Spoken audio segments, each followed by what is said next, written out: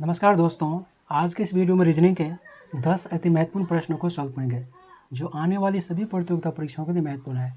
अगर आप किसी भी कॉम्पिटिटिव एग्जाम की तैयारी कर रहे हैं दोस्तों, तो ये वीडियो आपके लिए काफ़ी इंपॉर्टेंट है। रीजनिंग के 10 अति महत्वपूर्ण प्रश्नों को सॉल्व करेंगे और इन सभी प्रश्नों को सर्च ट्रिक के साथ सॉल्व करने की कोशिश करेंगे। तो आप वीडियो में अंत तक ज़रूर बने रहिएगा। तो चलिए चलते हैं क्वेश्चन नंबर फर्स्ट। सभी क्वेश्चन मोस्ट इंपॉर्टेंट है दोस्तों, तो आप पहले खुद से सॉल्व करने की कोशिश ज़रूर कीजिएगा। वीडियो को पॉज करके पहले खुद से सॉल्व करने की कोशिश कीजिएगा और वीडियो के अंत में कमेंट बॉक्स में बताइएगा कि इन सभी प्रश्नों में से आप खुद से कितने प्रश्नों को सही आंसर दे पाए हैं।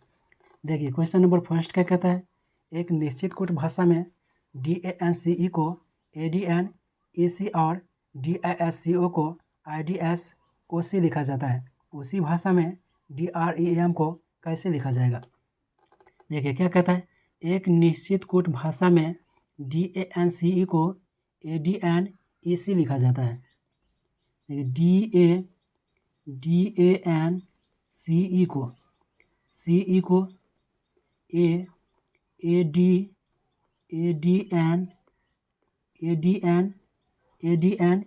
लिखा जाता है, EC लिखा जाता है। देखिए ये D जो है, D को इधर करके लिखा गया है, D को इधर करके लिखा गया है, फिर A को इधर किया गया है और N को जो है N को इधर किया गया है, सामने लिखा गया है, फिर C को इधर किया गया है और E को इधर किया गया है और DISCO को IDSO लिखा जाता है, IDSOC लिखा जाता है। देखिए DISCO को IDSOC लिखा जाता है। देखिए इसमें भी D को इधर किया गया है, I को इधर किया गया है, S को सामने लिखा गया है और C को जो है C को इधर किया गया है और O को इधर किया गया है। उसी भाषा में DREAM को कैसे लिखा जाएगा। देखिए DREAM को क्या लिखेंगे। देखिए ये D को जो है इधर करेंगे, R को इधर करेंगे, फिर E को सामने लिखेंगे, E को जो है नीचे लिखेंगे और फिर A को जो है A को इधर करेंगे और M को इधर करेंगे। तो पहले जो हो जाएगा R हो जाएगा, पहले R हो जाएगा, फिर D हो जाएगा, फिर D हो जाएगा और E हो जाएगा। E को सामने लिखते हैं तो E हो जाएगा और फिर M हो जाएगा और लास्ट में A हो जाएगा। A को जो है इधर करके लिखा गया है तो A हो जाएगा। तो DREAM को RDEMA लिखेंगे। RDEMA किस ऑप्शन में है, ऑप्शन बी में है, ऑप्शन बी हो जाएगा इसका राइट आंसर। तो मैं उम्मीद करता हूँ दोस्तों ये क्वेश्चन आप अच्छे तरह से समझ गए होंगे और आपको कभी भी इस तरह के क्वेश्चन एग्जाम में आएगा तो आप आसानी से सॉल्व कर पाएंगे। चलिए देखते हैं अगले क्वेश्चन को। निम्नलिखित संख्या श्रृंखला में प्रश्नवाचक चिन्ह के स्थान पर क्या आएगा। देखिए ये जो संख्या श्रृंखला दिया गया है ये किस प्रकार से दिया गया है और इस प्रश्न चिन्ह के स्थान पे कौन सी संख्या आएगी ये ज्ञात करना है। देखिए यहाँ पे जो है 199 है, 199 से फिर 196 हो गया है, 199 से इस प्रकार से हुआ है, 199 से 196 हो गया है, यानी कि 3 माइनस हुआ है, 3 माइनस करके लिखा गया है। फिर ये जो है 211, यहाँ पे 211 है और यहाँ पे 217 है, यानी कि प्लस होता है। 211 से जो है 211 में 3 प्लस करेंगे, 211 में 3 प्लस करेंगे, 211 में 3 प्लस करते हैं तो 214 हो जाएगा, 214 हो जाएगा। तो इस प्रश्न के स्थान पे 214 हो जाएगा। फिर 196 में जो है 196 में फिर 3 माइनस करेंगे, 196 में 3 माइनस करेंगे तो 193 हो जाएगा और 193 दिया गया है। ठीक है, इसी प्रकार इसमें भी 3 प्लस करेंगे, तो इसमें 3 प्लस करेंगे तो 214 में जो है इसमें जो है 3 प्लस करेंगे, इसमें 3 अगर प्लस करते हैं तो 214 में जो है 214 में 3 प्लस करेंगे तो 217 हो जाएगा, 217 हो जाएगा और 217 दिया गया है। देखिए पहले जो है पहले 3 माइनस करके लिखा गया है, 3 माइनस करके इस प्रकार से लिखा गया है, यहाँ पर भी 3 माइनस करके लिखा गया है। 199 में 3 माइनस करेंगे तो 196 हो जाएगा और 196 में 3 माइनस करेंगे तो 193 हो जाएगा और इसमें ऊपर से जो है इसमें जो है 3 प्लस करके लिखा गया है। तो 211 में 3 प्लस करेंगे तो 214 हो जाएगा। तो इस प्रश्न चिन्ह के स्थान पे 214 हो जाएगा। और फिर 214 में 3 प्लस करेंगे तो 217 हो जाएगा और 217 दिया गया है, तो इस प्रकार से लिखा गया है। तो इस प्रश्न चिन्ह के स्थान पे 214 हो जाएगा। 214 किस ऑप्शन में है? ऑप्शन डी में है। ऑप्शन डी हो जाएगा इसका राइट आंसर। चलिए अगले क्वेश्चन को देखते हैं। नीचे दिए गए विकल्पों में से लुप्त अंक ज्ञात कीजिए। देखिए इसमें लुप्त अंक कहाँ पे है? यहाँ पे है। तो इस प्रश्न चिन्ह के स्थान पे कौन सी संख्या आएगी ये ज्ञात करना है। इस तरह के क्वेश्चन को आप दो तरीके से सॉल्व कर सकते हैं। ऐसे सॉल्व कर सकते हैं जोड़ के, घटा के, गुना करके, या फिर भाग करके, या तो फिर आप ऐसे भी सॉल्व कर सकते हैं। देखिए अगर इन दोनों को जोड़ते हैं तो जोड़ने से 30 हो जाएगा और 30 को आधा करते हैं तो 15 हो जाएगा, लेकिन यहाँ पे 18 दिया गया है। तो इस प्रकार से सॉल्व नहीं होगा, कुछ दूसरा तरीका देखना पड़ेगा। देखिए अगर इन दोनों को नीचे की ओर करेंगे, इन दोनों को जोड़ेंगे तो कितना हो जाएगा? 14 और 26 40 हो जाएगा। 14 और 26 40 हो जाएगा। और फिर 40 को 4 से डिवाइड करते हैं तो 10 हो जाएगा और 10 दिया गया है। ठीक इसी प्रकार 16 को और 32 को प्लस करेंगे तो 16 को 32 को प्लस करेंगे तो 48 हो जाएगा। और 48 को फिर 4 से डिवाइड करेंगे, 4 से डिवाइड करेंगे तो 12 हो जाएगा और 12 दिया गया है। ठीक इसी प्रकार ऊपर की दोनों संख्या को प्लस करेंगे तो 18 18 36 और 36 में फिर 4 से डिवाइड करेंगे तो 9 हो जाएगा। 36 में 4 से डिवाइड करेंगे तो 9 हो जाएगा। तो इस प्रश्न चिन्ह के स्थान पे 9 हो जाएगा। 9 हो जाएगा इसका राइट आंसर। 9 किस ऑप्शन में है? ऑप्शन डी में है। ऑप्शन डी हो जाएगा इसका राइट आंसर। देखिए ये जो 10 जो लिखा गया है, ऊपर की दोनों संख्या को इस प्रकार से ऊपर की दोनों संख्या को प्लस करके और फिर 4 से डिवाइड किया गया है। दोनों संख्या को प्लस करेंगे तो 14 और 26 40 हो जाएगा और 40 में फिर 4 से डिवाइड करेंगे तो 10 हो जाएगा। फिर 16 को और 32 को प्लस करेंगे तो 48 और 48 में 4 से डिवाइड करेंगे तो 12 हो जाएगा। ठीक इसी प्रकार ऊपर की दोनों संख्या को जोड़ेंगे तो 18 18 36 और 36 में 4 से डिवाइड करेंगे तो 9 हो जाएगा। तो इस प्रश्न चिन्ह के स्थान पे 9 हो जाएगा। ऑप्शन डी हो जाएगा इसका राइट आंसर। तो मैं उम्मीद करता हूं दोस्तों कि ये भी क्वेश्चन आप अच्छे तरह से समझ गए होंगे और आपको कभी भी इस तरह के क्वेश्चन एग्जाम में आएगा तो आप आसानी से सॉल्व कर सकते हैं। चलिए देखते हैं अगले क्वेश्चन को। 9 अप्रैल 2023 को शुक्रवार है तो 30 अप्रैल 2023 को कौन सा दिन होगा? देखिए क्या कहता है, 9 अप्रैल 2023 को शुक्रवार है तो 30 अप्रैल 2023 को कौन सा दिन होगा? देखिए 9 अप्रैल 2023 को क्या कहता है, शुक्रवार है। शुक्रवार है। देखिए 9 अप्रैल को छोड़ करके अगर 30 अप्रैल तक जाएंगे तो कितना दिन हो जाएगा? टोटल दिन की संख्या हो जाएगा 21 दिन हो जाएगा। और फिर 21 में 7 से डिवाइड करते हैं तो शेष जो हो जाएगा, शेष 0 हो जाएगा। शेष 0 होगा तो शुक्रवार ही होगा। 30 अप्रैल 2023 को भी शुक्रवार ही होगा, क्योंकि यहाँ पे शेष 0 आता है। तो 30 अप्रैल 2023 को शुक्रवार होगा। शुक्रवार हो जाएगा इसका राइट आंसर। ऑप्शन डी हो जाएगा इसका राइट आंसर। चलिए अगले क्वेश्चन को देखते हैं। ए बी का भाई है, सी ए की माँ है, डी सी का पिता है, एफ ए का पुत्र है। तो बताइए कि बी का एफ के बच्चे से क्या संबंध है? देखिए क्या कहता है, ए बी का भाई है, ए जो है बी का भाई है ए, इस पे प्लस का सिंबल देंगे। फिर क्या कहता है, सी ए की माँ है, सी जो है ए की माँ है तो ए के ऊपर सी चला जाएगा और माँ है तो इस पर माइनस का सिंबल देंगे। फिर क्या कहता है, डी सी का पिता है, डी जो है सी का पिता है तो सी के ऊपर चला जाएगा डी और पिता है तो इस पे प्लस का सिंबल देंगे, इस पे प्लस का सिंबल देंगे। फिर क्या कहता है, एफ ए का पुत्र है, एफ जो है ए का पुत्र है, ए के नीचे हो जाएगा एफ और पुत्र है तो इस पे भी प्लस का सिंबल देंगे। क्या पूछता है, तो बताइए कि बी का एफ के बच्चे से क्या संबंध है? देखिए एफ के बच्चे जो हो जाएगा एफ के नीचे हो जाएगा और यहाँ पे हो जाएगा। क्या पूछता है, बी का एफ के बच्चे से क्या संबंध है?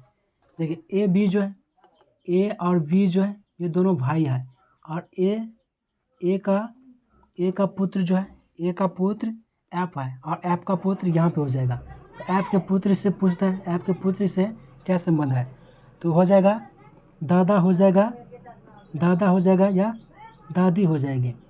यहाँ पे जो है लिंग का निर्धारित नहीं किया गया है, बी का लिंग का निर्धारित नहीं किया गया है, तो दादा या दादी हो जाएगा इसका राइट आंसर। दादा जो है ऑप्शन डी में दिया गया, ऑप्शन डी हो जाएगा इसका राइट आंसर। चलिए अगले क्वेश्चन को देखते हैं। नीचे दिए गए विकल्पों में से संबंधित अक्षर को चुनिए। देखिए EIGHTY को GIEYTH लिखा गया, उसी प्रकार से OUT PUT को क्या लिखेंगे, जिस प्रकार से EIGHTY को GIEYTH लिखा गया उसी प्रकार से OUT PUT को क्या लिखेंगे। देखिए EIGHTY को क्या लिखा गया है, GIEYTH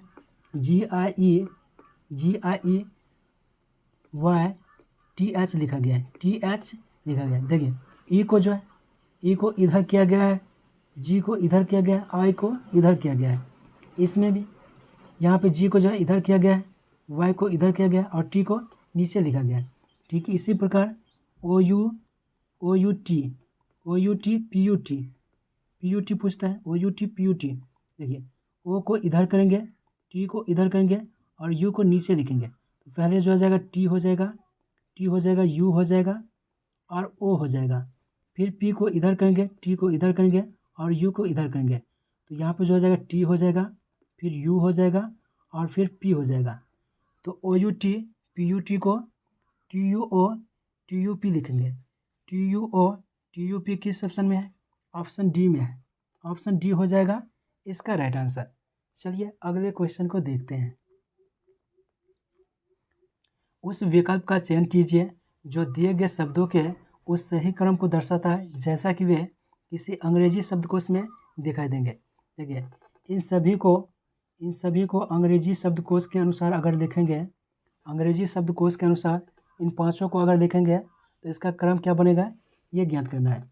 देखिए इन सभी में जो है, इन सभी में BE कॉमन है और VE के बाद जो है इसमें G है, BE के बाद G है, इसमें जो है H है, इसमें H है और इसमें भी G है, इसमें जो है इसमें L है और इसमें भी H है। देखिए इन तीनों में, अब इन तीनों में देखना है, G H और L में देखना है कि अंग्रेजी शब्दकोश में पहले कौन आता है, अंग्रेजी वर्णमाला में पहले कौन आता है। तो पहले जो आता है, पहले G आता है, तो पहले G वाला हो जाएगा, पहले G वाला हो जाएगा, तो ये दोनों हो जाएगा पहले। अब ये देखना है कि इन दोनों में जो है, इन दोनों में पहले कौन होगा, तो इन दोनों में कॉमन जो है BEG का कॉमन है, BEG का कॉमन है। और इन दोनों में जो है G के बाद एक में I है और एक में G है, एक में I है और एक में G है। अब इन दोनों में देखना है कि पहले कौन आता है, अंग्रेजी शब्दकोश में पहले कौन आता है, अंग्रेजी वर्णमाला में पहले कौन आता है, तो पहले G आता है, तो पहले ये हो जाएगा, पहले ये हो जाएगा और ये हो जाएगा दूसरे नंबर पे, ये दूसरे नंबर पे हो जाएगा। अब इन तीनों में जो है BE के बाद जो है एक में H है, BE के बाद एक में H है, इसमें L है, इसमें L है और इसमें भी H है। अब इन दोनों में देखना है H और L में पहले कौन आता है, तो पहले H आता है, तो पहले H वाला हो जाएगा, तो ये दोनों जो है, ये दोनों पहले हो जाएगा। अब देखना है कि इन दोनों में जो है, इन दोनों में पहले कौन होगा, तो VEH का जो है दोनों में कॉमन है और एक में E है, एक में E है और एक में H है। BEH के बाद जो है एक में E है और एक में I है। तो अब देखना है कि I और E में पहले कौन आता है, तो पहले जो आता है E आता है, पहले E आता है, तो ये हो जाएगा, पहले E आता है तो पहले ये हो जाएगा, पहले जो हो जाएगा ये हो जाएगा, तो ये हो जाएगा तीसरे नंबर पे, ये तीसरे नंबर पे हो जाएगा और ये हो जाएगा चौथे नंबर पे और लास्ट में ये बचता है, तो ये हो जाएगा पाँचवें नंबर पे।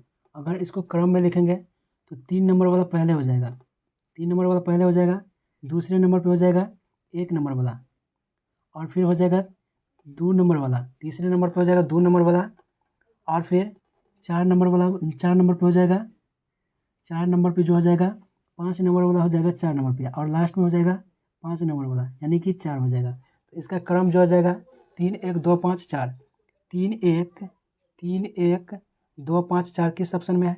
ऑप्शन बी में है। ऑप्शन बी हो जाएगा इसका राइट आंसर। तो मैं उम्मीद करता हूँ दोस्तों कि ये भी क्वेश्चन आप अच्छे तरह से समझ गए होंगे और आपको कभी भी इस तरह के क्वेश्चन एग्जाम में आएगा तो आप आसानी से सॉल्व कर पाएंगे। चलिए देखते हैं अगले क्वेश्चन को। एक निश्चित कोड भाषा में रीड द कोड को 18, 20, 3 के रूप में कोडबद्ध किया जाता है। डिकोड द कोड को 4, 20, 3 के रूप में कोडबद्ध किया जाता है। कोड इज इजी को 3, 9, 5 के रूप में कोडबद्ध किया जाता है। उसी भाषा में मेक वन कोड को कैसे कोडबद्ध किया जाएगा? देखिए क्या कहता है, एक निश्चित कोड भाषा में रीड द कोड को 18, 20, 3 के रूप में कोडबद्ध किया जाता है। डिकोड द कोड को 4, 20, 3 के रूप में कोडबद्ध किया जाता है। कोड इज इजी को 3, 9, 5 के रूप में कोडबद्ध किया जाता है। उसी भाषा में मेक वन कोड को कैसे कोडबद्ध किया जाएगा?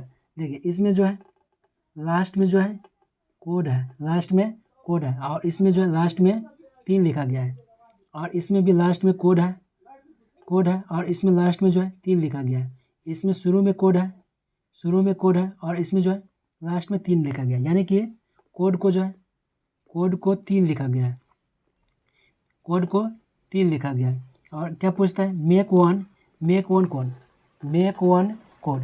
देखिए मेक और वन जो है ये एक नया शब्द है, तो इसका कोड भी नया बनेगा। और कोड का कोड जो हो जाएगा 3 हो जाएगा, तो लास्ट में 3 हो जाएगा, और लास्ट में जो है 3 ऑप्शन सी में दिया गया है, तो ऑप्शन सी हो जाएगा इसका राइट आंसर। नया कोड हो जाएगा 13 हो जाएगा और 15 हो जाएगा, तो इसका राइट जो आंसर जो हो जाएगा ऑप्शन सी हो जाएगा इसका राइट आंसर। देखिए मेक और वन नया शब्द है, तो इसका कोड भी नया होगा, और लास्ट में जो है कोड है और कोड को 3 लिखा गया है, 3 हो जाएगा लास्ट में, और लास्ट में जो है 3 ऑप्शन सी में दिया गया है, तो ऑप्शन सी हो जाएगा इसका राइट आंसर। तो मैं उम्मीद करता हूँ दोस्तों कि ये भी क्वेश्चन आप अच्छे तरह से समझ गए होंगे और आपको कभी भी इस तरह के क्वेश्चन एग्जाम में आएगा तो आप आसानी से सॉल्व कर पाएंगे। चलिए देखते हैं अगले क्वेश्चन को।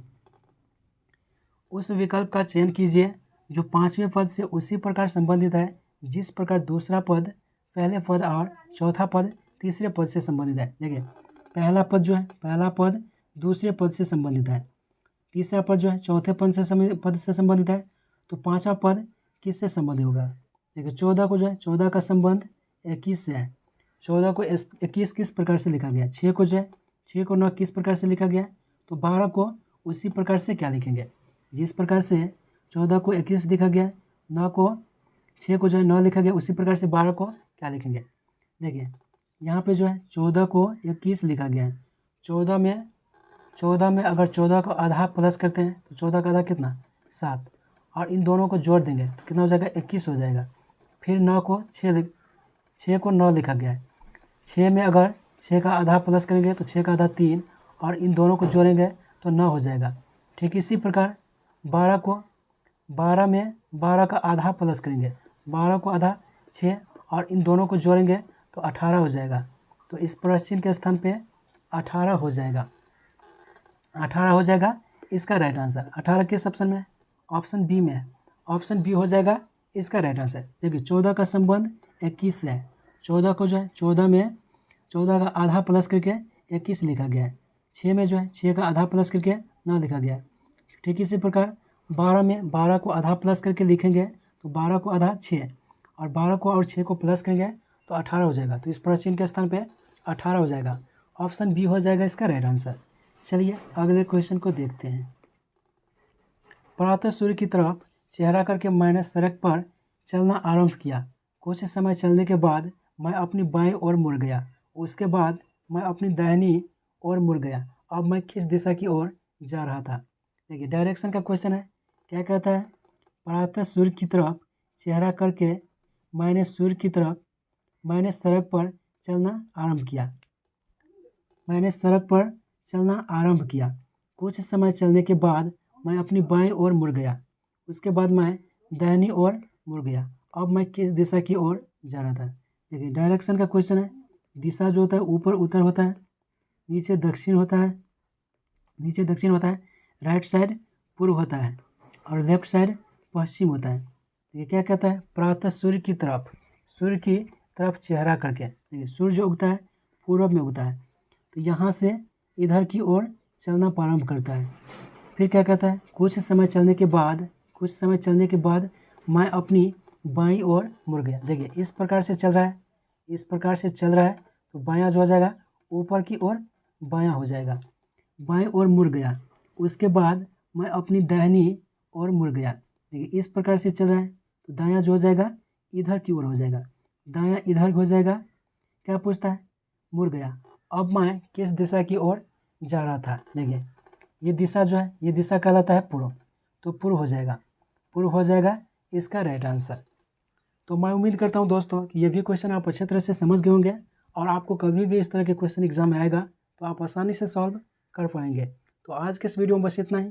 अगर वीडियो पसंद आया हो तो वीडियो को लाइक, चैनल पर नए हैं तो चैनल को सब्सक्राइब कर दीजिए। फिर मिलते हैं किसी नेक्स्ट वीडियो में। Best of luck.